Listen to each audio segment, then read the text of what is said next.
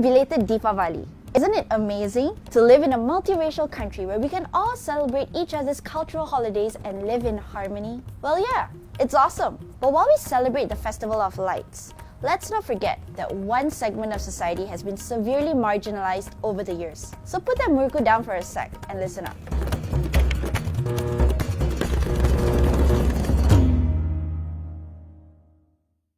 How familiar does this sound? Ayo, Indians are all gangsters lah. Indians just like to drink and fight. Criminals, you know. But hold up. Sure, the Indian community, especially the B40 segment, has been plagued by a bunch of issues, including, yes, crime. But these issues are symptoms of the challenges the community faces, and some of it is Malaysia's fault. The first challenge is education. According to the Malaysian Indian Blueprint, Malaysian Indian students have lower pass rates than the national average. In 2015, only 54% of Indian UPSR students passed all the subjects, compared to the national average of 66%. That percentage drops further at the SPM level, where only 44% of Indian students passed, compared to 55% nationally. Things take a bleaker turn when we look at dropout rates. 13% dropout rate at primary school level and 8% at secondary per year, when the national average is 1 and 3% respectively. So, that's a poor grade for the community's education. With poor or no results, it stands to reason that employment and pay rates aren't really favorable to the urban poor Indian community.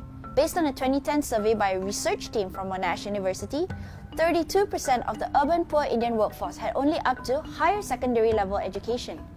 41% had only up to lower secondary level, 11% had only up to primary level, and 5% had no formal education. And that means they had no choice but to take lower paying jobs.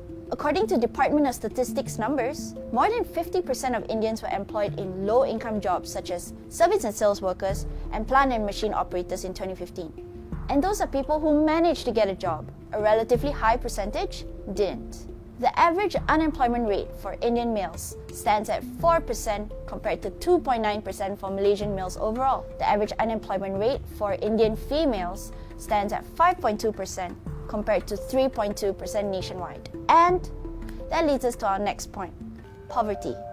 On paper, Indians seem to be doing okay. The average Indian household income stands at 6,246 ringgit, which is comfortably in between the Bumiputra and Chinese households. But in reality, that number has been boosted considerably by the community's top 20 and middle 40% earnings. In fact, 83% of the Indian community's combined monthly earnings comes from the T20s and M40s. The remaining 17% is collectively earned by the 227,000 families that make up the Indian B40. For perspective, that's an average of 2,367 ringgit per household, and 10% of this group, or 22,000 households, earns a household income of under 1,000 ringgit.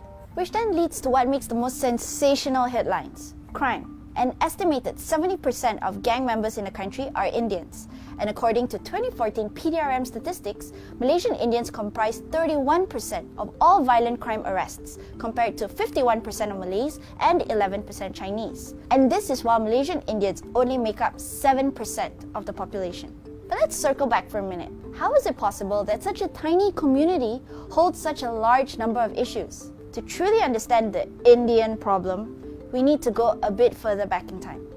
Things were going alright for the Indian community pre-independence. Sure, they were brought into Malaya by the British, pretty much as slaves to work in plantations. But at the plantations, there were free housing and utilities, a steady if small income, and their communities were equipped with schools and temples. Post-independence, however, the large foreign-owned plantations started getting broken up and sold off in smaller parcels.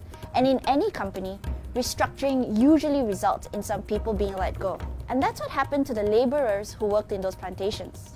On top of that, Malaysia started diversifying its plantations and moving from rubber to all palm.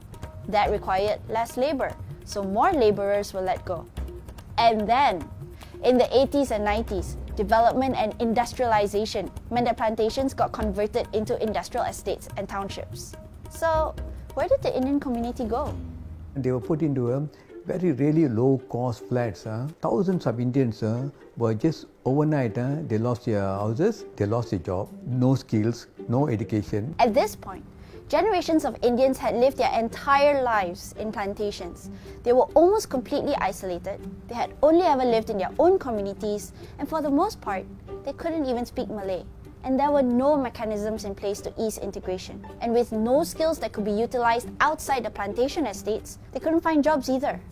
So they end up taking up odd jobs, and they started getting themselves involved in gangsterism. The gangster problems and all that is after effect of such sudden displacement. The mindset of poor is different, because they got nothing to lose, so they'll get involved. In fact, about boys, we tell them, hey, if you become a gangster, your lifespan may be about 30, 35 and all that. But they say, sir, when you die also must die with glamour, You see, hundreds of Indian gangsters who have died, how they are glorified. So that's how they think, So we need to change this thinking pattern. The community was left to fend for itself. Other communities had a support system. The Chinese community had its associations like the Dongzong Association that worked to ensure Chinese children were educated.